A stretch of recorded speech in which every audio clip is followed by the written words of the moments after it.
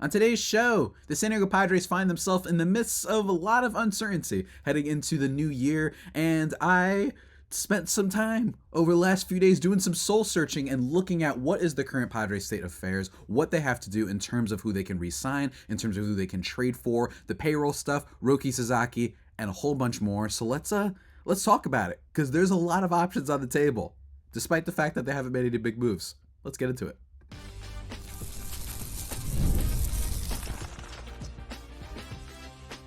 You are Locked On Padres, your daily San Diego Padres podcast. Part of the Locked On Podcast Network, your team every day. Greetings, ladies and gentlemen, and welcome to another edition of Locked On Padres podcast, which is part of the Locked On Podcast Network, your team every day, for Friday, January 3rd. As always, I'm your host with sometimes occasionally, but certainly not always the most, Javier. Arraez. You can follow me on Twitter /X and Blue Sky at Javipeno, Javiiipeno. And you can also follow my other baseball-related work over at Just Baseball, where I not only write, but I help edit and write the newsletter, which will keep you up to date on all the latest happenings around the league as soon as they happen. So go check out Just Baseball, a very, very good website. Today's show, guys, is brought to you by the impeccable, the legendary FanDuel. The NFL playoffs are almost here, but it's not too late to get in on the regular season action with FanDuel, because right now new customers can finish the season strong. Last week of regular season games with $250 in bonus bets. If your first $5 bet wins, visit FanDuel.com to get started. And to get started with today's episode, guys, it is a little bit of a not specific episode. We're going to be talking about some trade ideas that I got from some friends of mine, one that I saw online, and just the general state of what's going on with the Padres, and talking about Jurickson Profar will kind of lead into that, because I think that this is, look, it's an important offseason. Every offseason is important. I think that they will find a way to make some big moves, or at least exciting moves. I don't think that means that they're signing big-time free agents. I don't think that anyone thought that, with the exception of Roki Sasaki, of course. I think that has to be part of the plans. That has to be part of the calculus, I think, heading into this offseason for AJ Preller and company. And I think that it's just a really weird offseason, because I also think that while it's been really, really fun, there's still a lot of really high quality free agents still out there, right? Obviously the big time ones are mostly gone right now. You got Juan Soto gone. You got all the big time superstar kind of players gone too, in terms of starting pitching, right? Like that's kind of off the board. Corbin Burns, of course, the big shocker with the D-backs, but you've still got Roki, and you've still got guys like Alex Bregman, guys like Pete Alonso, Santander, Jack Flaherty, Ha-Seong Kim, Jurickson Profar, who we're going to talk about in a second. There's still a lot of players, but I do think that we are, at least if we're not there yet, we're very close to, I think, that point in the offseason when it becomes a little bit of a dead zone and you don't really get anything crazy popping off every other day, right? I think we're starting to head into a little bit of a slow stretch, and that's okay, because you know what? Slow and steady sometimes wins the race.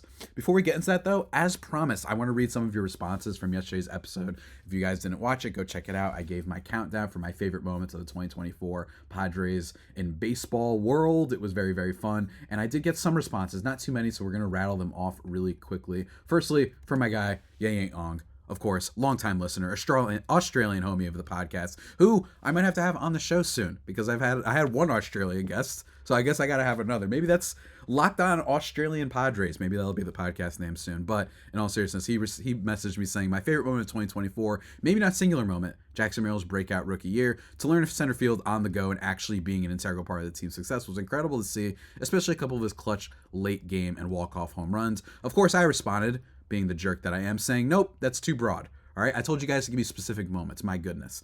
Okay, and then he says, okay, you suck. Back-to-back home runs against Houston then. But in all seriousness, yeah, the walk-off home run, I think that for me, the number one would be the Marlins one was great, because that was during the stretch when they were starting to go on their absolute rampage of a win streak. But for me, it's the Mason Miller one against Oakland, because that was a player that was, there was something poetic, and again, everything was poetic, as I talked about in yesterday's episode about the Padres season.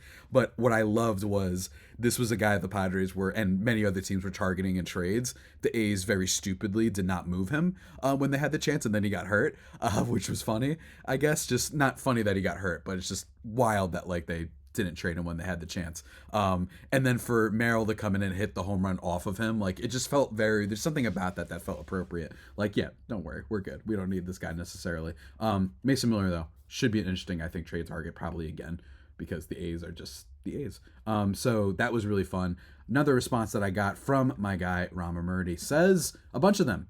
Your number 2 and your number 3 were my number 1 and number 2 moments. So thank you. We were very close in that. Some other moments you might have forgot. First win of the season in Korea. Huge win since they came back from Seoul with a split against the Dodgers. Yeah, and the Manny home run in that one was really great, by the way, if anybody forgets. The one that just put it away. The second game was just like an offensive slugfest. It was sick. I hope we get another one of those, honestly. That was a lot of fun. The Merrill walk-off home runs.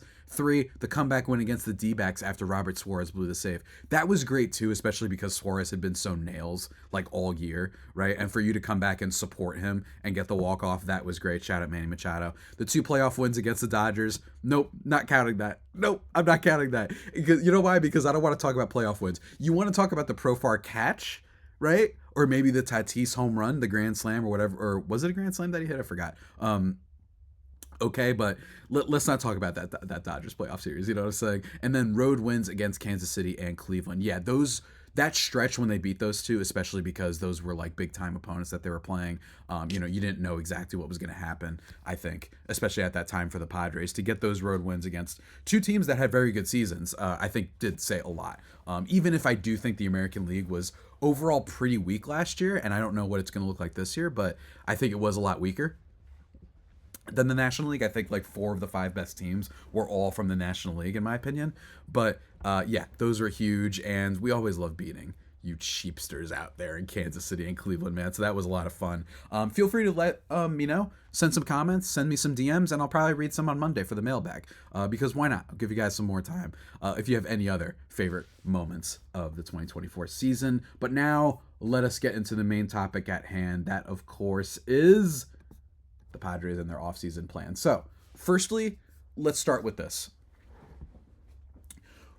I just want to repeat, everybody go check out my episode. I did like a month or so ago now, about my reasoning for why I think Roki Sasaki could very much sign with the Padres. A bunch of different things. I even put on my tinfoil hat at one point. I think that this has been really interesting. I think with the amount of moves the Dodgers have made, the only thing that I will say is I think the clear favorite thing is a little bit much. I think that that's been exaggerated a little bit. I just don't see them doing all of these signings, from Teoscar to extending Tommy Edman to signing Blake Snell, obviously. I just don't see this as like they're definitely the favorite. I don't necessarily know if that, considering everything we know about Roki Sasaki's preferences, some of his, some of his personal stuff, all that. I just don't know if that makes them I think they should be the favorite, but this clear favorite, like 90% that I think has been reported, is a little bit off. I just don't see it. I would take the field personally with Roki, but go check that episode. Maybe I'll run it back and talk about my reasonings again in a few weeks. But Roki Sasaki, I think, for the Padres, it's so clear that that's the number one thing for them this offseason. I think that you have to hope that Preller was anticipating this. It's one of the things I talked about in the episode, because this is a team where they're expected to be in excess of still $200 million, and ownership clearly wants to scale back a bunch with some of the TV deal issues as well. I think that they're going to scale back. I don't think it's going to be ginormous necessarily, but I think the bigger issue is just that the Padres have a lot of money already allocated out towards this team. You have 20 million going out to Joe Musgrove next year, and he's not going to throw a single pitch. Again, that's part of the reason the Padres are in a little bit of trouble right now, right? Losing Joe Musgrove. I think if you don't have that issue, I think that Joe Musgrove, you're looking at this like, okay, Darvish, King, Cease, Musgrove, like those are 4 awesome pitchers, and we feel really good about them. But the fact that you're losing Musgrove for this year really, really hurt the team. Like, I cannot emphasize enough how much that messed up their plans. I think that threw them off for sure. But to me, this is a team that really wants to try and shed some payroll. And I think a big thing for this is, as I've talked about, it's not just the contract that they have going forward, right? And I think that we can talk about this. I talked about this ad nauseum back when they did it. Now, don't get me wrong. I talked about it in the sense of, wow, you should have used that money for Soto. Clearly, I don't think Soto was going to be in their plans, no matter what the late Peter Seidler said and no matter what they had done. But even still, I think that the amount of moves that they made prior to the 2023 season is really coming back to bite them. And it's what I've talked about a lot on this show, which is you have to be careful not to fully invest in the now in baseball. You have to go for it, don't get me wrong, but you have to leave some leg room. This is why I've always talked about on this show, and some people have gotten a little bit mad at me, that I'm not always bullish on extending players or signing some best free agents available. There are actually a lot of other ways to improve your team, and we saw in 2024 that, yes, you need the stars. Let me be very clear. I will always be a proponent of you need to be spending big. But you also don't want to be the Angels where you're just constantly trying to spend your way out of things. You know what I mean? You want the spending to be what catapults you and actually gives you a chance at winning a championship. Not something that's the only reason you get out of trouble, right? I know you might bring up the Rangers. The Rangers also had some really top-level prospects that helped them out too, right? So I think that that's a big factor of this, and it's why the Fernando Tatis Jr. deal is kind of the only big deal on the team right now that I think looks great. I don't mind the Musgrove thing. You didn't know he was going to get hurt. That's completely different. So him too. But the Tatis deal is fine. But the Manny Machado deal, the Jay Cronenworth deal, the Yu Darvish deal, right? All of these deals add up and create a situation that's a little bit untenable for the Padres, I think, going forward. And that sounds bad, but remember, you don't need to be spending $250 million to win a World Series. You just have to be spending a lot. So it's not that they can't win because ownership wants to backtrack. It's just that it's coming at a really tough time, I think, is the big issue. And we're going to talk a little bit more about that. We're going to talk about Jurickson Profar and some of these trades in just a second, guys. But first, I want to take a second to talk to you about one of our sponsors, and that is the one you heard at the top of this show. That is FanDuel. NFL playoffs, they're almost here. We got one more week, man, but it's not too late because we got one more week to get in on some regular season action. Finish the season strong with $250 in bonus bets if your first $5 bet wins. And if it's the Saturday games, maybe rooting for the Bengals. Everyone wants to see Joe Burrow make the playoffs and all that stuff. That's so ugly. I'm sorry. Can I delete that? I don't even know if I can on here, but whatever. If you want to see Joe Burrow in the playoffs, whatever, but it's not just wins that can help you bet money. You can bet over-unders. You want to get over-unders on Jamar Chase touchdowns, all that sort of stuff, point spreads, player props, and much more. Just visit FanDuel.com to join today. That's FanDuel.com for your chance at $250 in bonus bets. Make every moment more with FanDuel, official sportsbook partner of the NFL.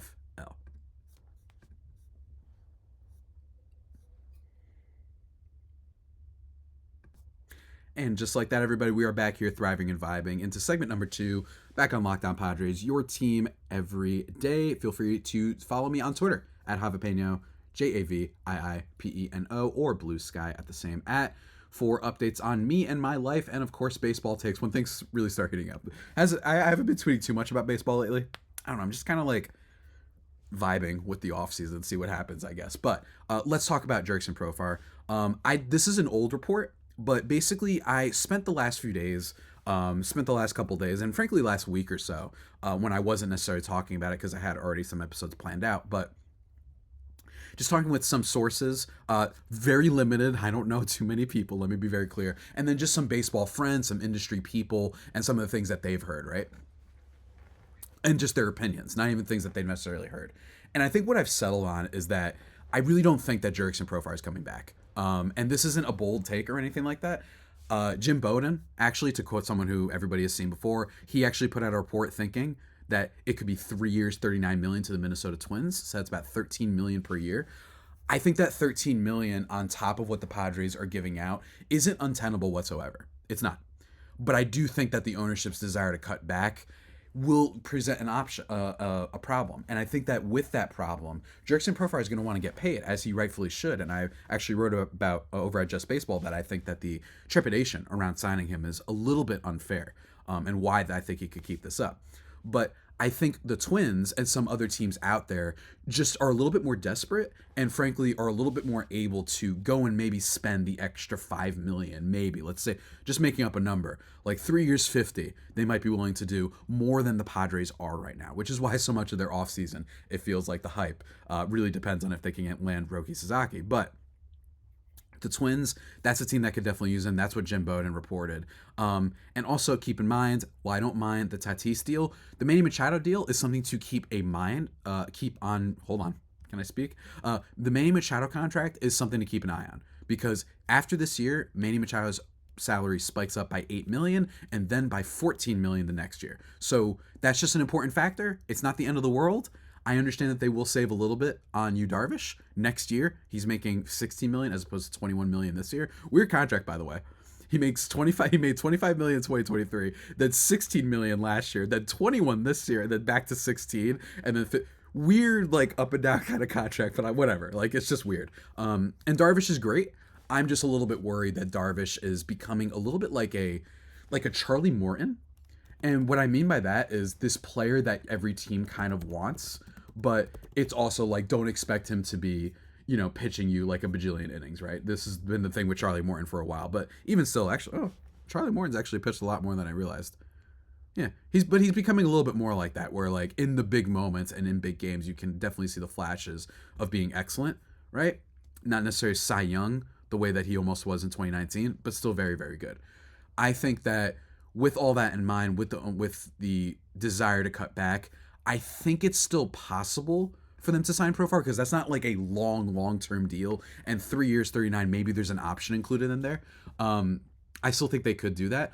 But I think that there's some more interesting ideas for the Padres that instead of adding a significant amount to your payroll, maybe you cut back a little bit, right? And I don't think that that's always a bad thing.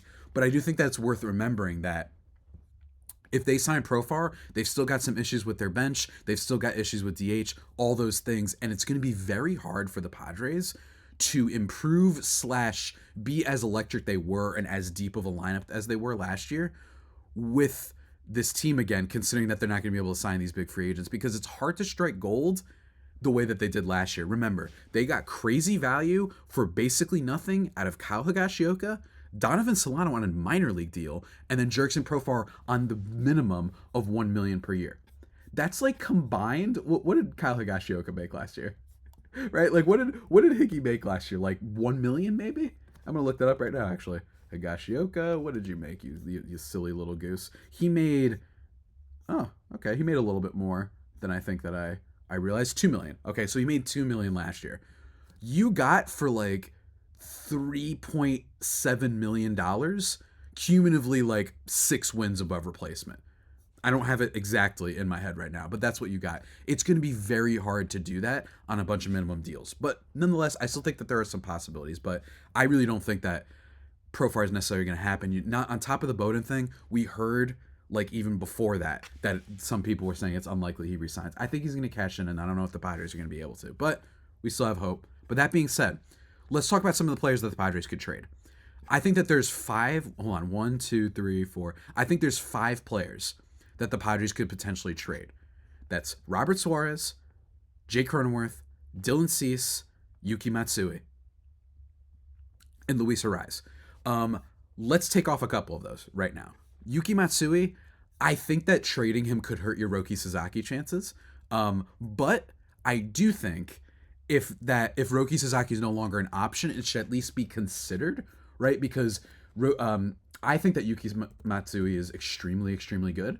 And I think there's a world where that extra year of control could appeal to teams. So you could potentially move him around. He's definitely not the primary guy that I want to move around in this exercise. He makes, what is it? He's going to be making $5.5 million this year, then $5.75 million the next year. Then he has an opt-out, and then the remaining years, if he doesn't decide to opt out, are 2 years, 13.5. Like, I just don't think that that's that bad, right? And I don't think he's necessarily going to opt out. So I think that is a pretty good contract that you could trade and get a lot of assets out of and shave off $5 million. But it's only $5 million. It's not the end of the world, right? So I think that actually keeping Yuki Matsui makes sense. And I think that the bigger thing would be you trade Robert Suarez. Now, I know it's a year, but Robert Suarez was awesome last year. And frankly, I've been on the side of the things thinking there's just something about Robert Suarez that I love him, but I am not going to whatsoever be surprised if he has a little bit of a fallback year. On top of the fact that just relief pitching in general is pretty volatile, as we've talked a lot about on this show, I just think that he just doesn't get as many swings and misses as I would like. And that worries me. I know that it's more than that. I know that he's pretty sharp, but for a guy that throws as many fastballs as him, getting as many ground ball outs as he does, not necessarily overpowering batters, I'm just worried that people may catch up to him again. That's just me, right? He does not get the whiff rate or the strikeout rate that I like to see out of closers who use the fastballs as much as they do, right? And I understand that he does get a decent amount on his changeup, right? Because of the velocity impacting batters for you to throw a changeup at a slower speed. I understand. Like, that must be really, really freaky to just face 100, 100, and then 90 miles per hour, especially with some good movement. I still like Suarez, but it wouldn't shock me. So if you take that into account, you could save $10 million if you moved Robert Suarez. And Just Baseball Show actually talked about this too. A possible idea would be the Chicago Cubs. Because the Chicago Cubs, I don't know if you guys heard, they need bullpen help. Like, really badly. At least that's what I hear from Cubs fans and whatnot, you know what I mean? Especially with them losing some of their guys. But I think that with them, one of the deals that was floated out there was Robert Suarez in exchange for Alexander Canario and Jordan Wicks. I know that's not like the most thrilling trade in the world, I understand, but give me a second. Canario is a guy that you can play in the outfield, and you would save a lot of money. Like I said, you wouldn't have to give the $13 million for Profar. So while you're not technically cutting payroll, just think of it like that. You're saving maybe at least $10 million, 11, 13, whatever he ends up getting.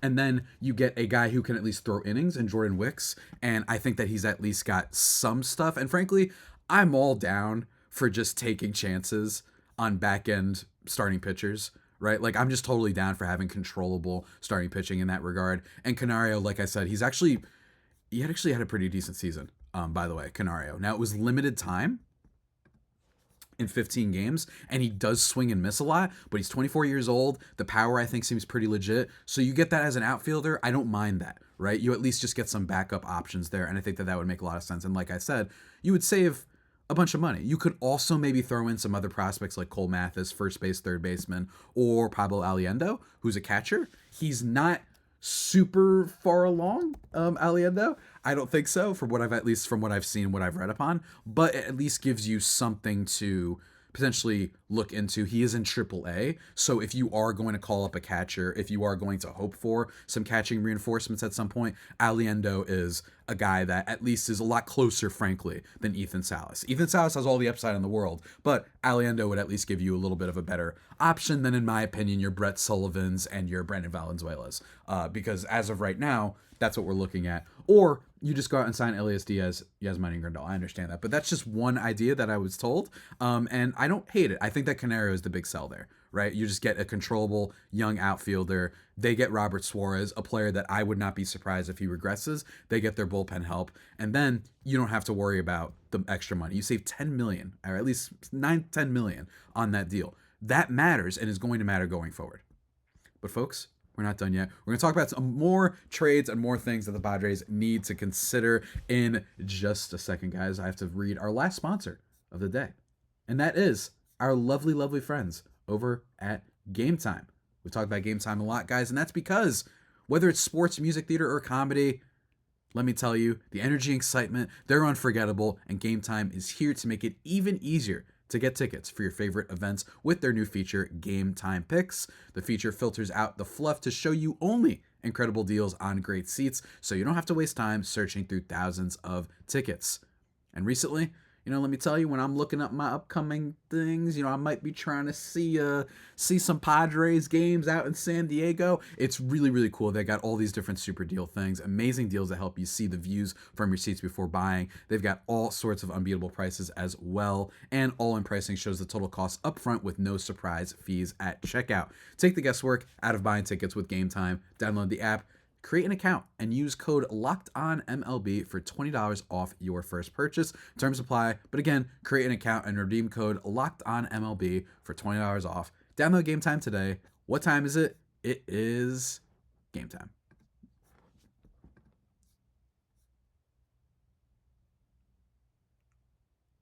And just like that, everybody, thriving and vibing on this lovely Friday afternoon. I hope everybody is having a nice first week of the new year. I hope everybody's doing well. So we just talked about Robert Suarez as a potential trade guy. I think it makes a lot of sense. I don't mind the Cubs. There's some other teams out there like Blue Jays could probably use some help, but they don't really have a lot of outfielders. Like Davis Schneider, I guess. You could take that Luke's fellow that they have, but I just don't think that they have any like proven outfield thing. And I don't know. The Blue Jays are just in a bad state of affairs, so I don't know exactly. And again, these are just some ideas. And Jordan Wicks and Alexander Canario, I think, are just depth guys that help shave up payroll. A good salary dump, I think.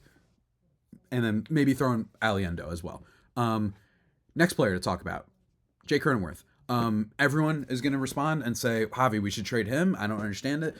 Me, frankly, I still think that at second base he could be salvaged a little bit. I will say that his defense wasn't very good when he did play second base last year. Now, I think that this is a product of a couple things, which is that advanced stats, it isn't talked about enough, in my opinion, in mainstream or even just very nerdy baseball discourse, that defense isn't a given every year. I think it's a given if you're really bad or if you're really, really good, I think, defensively. But last year, -1 defensive run saved in 578 innings for Jake Cronenworth, and more importantly, -4 outs above average. So he actually struggled defensively compared to where he was before, which was a very much solid outs above average player beforehand when he was playing second base more consistently. That could be a product of him moving around too much. I get it. But all in all, I think he can at least be salvaged elsewhere. But more importantly, guys, you're not trading this guy. He's 30 years old, and I think at second base, for teams that need a second baseman, it would be possible. But one, the teams that would want him are cheap, right? Guardians was an idea that I looked at. You know, they don't really have a full-fledged second baseman necessarily now. They're probably going to move things around and have someone else from their prospect system after they traded Andres Gimenez. But even still, that's not going to work. And then the Cardinals are another option, but that's a team that just brought in Chaim Bloom. And what do we know about Chaim Bloom is that he's brought in apparently just to shed payroll. That's what he did with the Red Sox when they traded away Mookie Betts and all that stuff. So I'm not seeing those two teams as possibilities. And the number two reason is it's the years. This guy is going to become an unrestricted free agent. He's off the books finally in 2031. That's right, 6 more years of Jake Cronenworth. And right now, this is why I think this is one of the worst contracts. At least Bogarts might have been a product of, hey, this guy's been a superstar for a while, and also maybe we're not going to have more money to spend. Maybe Preller knew that. The Jake Cronenworth deal was just so unnecessary. This is a utility player and a player whose value is exponentially higher, and he is viewed exponentially better if he was still under regular control. Guys, he's still in his arbitration year. This would have been his final arbitration year this year. So think about that. You would just have an extra right now, like heading into this next offseason, you'd have an extra like 12 million, 11 million that you know is coming this next season, which would completely offset anything that increases for Manny Machado. Not completely, but would just really help you in a lot of areas. So again, let's not be bullish. What I'm basically trying to say is let's not be bullish about extending every good player in the moment, right?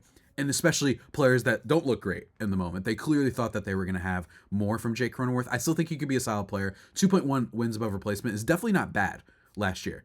Like that, he was pretty good. Like he actually had a pretty decent season. And he improved at first base defensively. Like he's not a bad player. It's just the number of years makes him basically untradeable. So just to address that. Dylan Cease, we've already talked about this ad nauseum. I think the only way that this happens is, as reported by John Heyman, if they were to get Roki Sasaki, you shave off like $13 million from payroll. That could help you significantly. But he is a free agent after this year, so you're probably losing him anyway. So I don't see them doing that. And it's also just like, well, don't you want to have Cease that way? Because if you got Roki Sasaki, then the gain of him would be subtracted by trading Dylan Cease. I think the only way they trade him is if they get a really big Godfather offer from the Orioles, or it seemed like that. The one that I talked about, Ryan Mountcastle or Heston Kjerstad, along with Chase McDermott and Judd Fabian, right-handed pitcher and outfield prospect, respectively. I love Mountcastle, and then if you had Mountcastle, that would then give you some more move possibilities. And Mountcastle as a DH, I think, would be awesome, pretty awesome too. Just a guy who could hit a lot of home runs and also play a decent first base every now and then. But that leads us to trading Luis Arraez, who I think is the number one that makes sense. Unlike Jake Cronenworth, he does not have a lot of years left. He's only got this one, actually. And he's a guy that could be a table setter for certain teams. And the number one team that makes the most sense is the Seattle Mariners. I actually saw a mock trade idea on Twitter, which was Arraez to the Yankees in exchange for Will Warren, their 5th-rated prospect, and outfielder Everson Pierre, their 10th. Not bad. I don't mind that deal. Again, you would save around, 11 million if you were to make this deal, right? I'm sorry. You would be saving, if you did this deal with the Yankees, you'd be saving a considerable chunk of change for this offseason.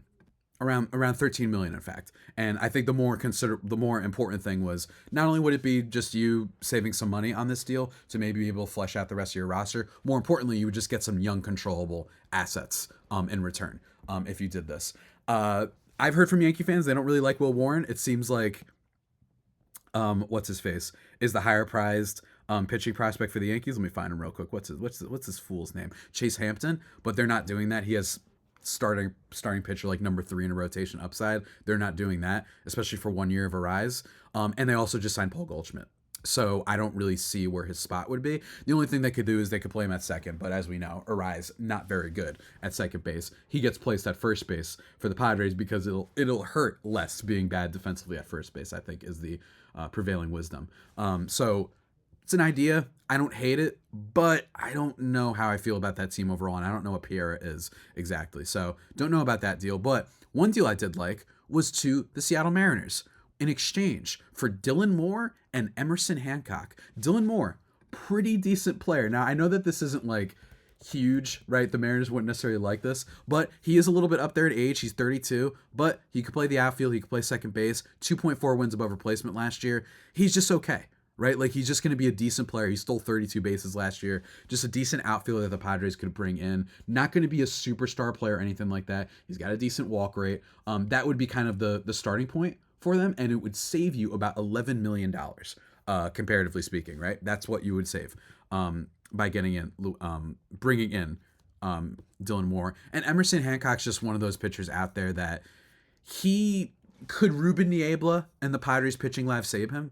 Maybe. This is a guy that I did not stop hearing about from circa 2020 to early 22 as a pitching prospect. I just never stopped hearing about him. And then he just hit a wall and things haven't been the same. But he's got an okay fastball and he could survive. If he can give you a 4.5 ERA and toss innings as the 5th or 6th starter on this team, that has value. You know what I mean? And again, I know that like some people are listening to this right now and they're like, wow, this isn't fun at all. Hey, look, I'm just trying to address the potential downside of what's going on with the Padres and what they could do to address it, I think. Don't hate the deal. You know, maybe even the Yankees deal, you throw in another prospect in there, Clayton Beater, I don't know. But for me, if you're shedding payroll, those are the guys that you'd be moving around. And I know it's not thrilling, I get it, but that's what I'm feeling right now. I think the number one that I like the most is the Suarez one. I think for Canario, who I think could be a really good player, and Jordan Wicks is just, let's, for Padres layman's terms, just consider it as getting another Randy Vasquez type player, or maybe even better. I think that that's what makes the most sense right now for the Padres. But again, we're going to see what happens, I guess, as time goes along. And I think the last thing they need to do is figure out DH and catcher. I think that for catcher, it's Elias Diaz or it's Yasmani Grandal. I'm partial to Yasmani Grandal. Other people have said Diaz because he played pretty decent for them when he was here. Whatever. I don't think there's that much of a discrepancy between the two. I don't think one of these guys is an all-star and then the other isn't, and we're just totally messing up. But you need to do that. And then you need a new DH. I think that the Luis, if you're assuming there's no Stanovan Solano, which I don't think there will be, and assuming also that they aren't able to bring back a Jurickson Profar and they have some issues there, I think having Eggy Rosario as your lone DH could be some problems. That guy absolutely rakes as a platoon bench bat. I love him as a bench guy because in the right matchups, and who does he struggle against? Eggy Rosario has like the craziest splits of like any player I've seen in a long time. Like genuinely, like I'm talking like, what was that dude's name? Mitch Haniger? Not Mitch Haniger. The jerk that we don't like very much that got mad at us on the Nationals. Jesse Winker. Jesse Winker had one of the craziest splits in a season I'd seen in a while. But no, Eggy Rosario, he hit 118 against righties last year, 306 against lefties. Like that dude career-wise, like he's just a lefty killer, I guess. I don't know why that's the case, but he just can't hit righties to save his life. So I wouldn't mind him as a platoon guy, right? So in that case, you would hopefully maybe go out. It's not sexy. He had his first down season in a while, and this is going against my kind of rule of thumb, which is like, let's stop signing washed up old guys who have name value, and it feels like that's the thing. JD Martinez, 108 WRC plus last year. It was the first time it went below 119 in years, not counting 2020. I don't count 2020. Like, he's probably on the out. 36 though, you could do worse. He still hit 16 home runs in 120 games. That would be the move. Bring in Grandal, bring in JD Martinez, maybe make one of those trades that I mentioned. That's kind of what we're looking at. Today's episode was about if they aren't able to do the big moves, what are the other moves that the Padres could be doing? I'm not saying this is what they have to do. Again, I'm still holding out some hope that maybe this team has a little bit more money than they're letting on, but I think that the big move of the offseason, if any, would be Roki Sasaki. I just don't see how they're able to get anybody else. And I just don't know how you can move things around enough. I don't think you can go and swing and trade Suarez and Arraez for Seiya Suzuki, right? That dude's under control and he's getting better. And frankly, I think he's going to be awesome this year. And I think that's part of their thinking for why they're going all in. I think they know Suzuki is going to be awesome this year. So yeah, those are my thoughts, guys. Let me know what other like tiny, let's call it like Moneyball type moves, like Brad Pitt and Moneyball, like type of moves that you think the Padres could make. What other teams do you think they could trade Robert Suarez and Luis Arraez for? Because I think that those are their two guys. I don't think Cease is necessarily on the table. They still want to be good, right? But Luis Arraez and Robert Suarez, I especially don't mind losing Suarez because I think the rest of this bullpen's awesome. I really, really do. I think this bullpen's awesome. And I think the only issue would be who's the closer. I don't know who the closer would be immediately. But you could just throw in Jason Adam. You've got him for one more year. You know what I'm saying? Like, you've got some good players there in that bullpen and other upcoming ones like Sean Reynolds. The bullpen is actually the most exciting thing about the Padres, which is why I wouldn't mind losing Robert Suarez and saving some in order to get some high-value players elsewhere. Maybe you send him to Seattle. I don't know. Seattle doesn't need him, actually. Their pitching is ridiculous. But those are my thoughts, guys. Let me know. A little bit of a jumbled mess, but after all, it is Friday. Who isn't a jumbled mess on Fridays?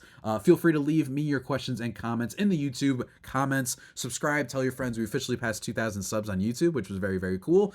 Happy New Year to you all. Follow me at Javipeno on Twitter /X and Blue Sky, JAVIIPENO. Send me your questions from Monday's mailbag. We're going to be doing a mailbag, recapping all the big news, and talking with Miller Thomas next week. We didn't get to do that this week, but we'll do a little bit of an NL West measurements next week, so that should be a lot of fun. But until that next time, everybody, stay safe, and of course, stay faithful.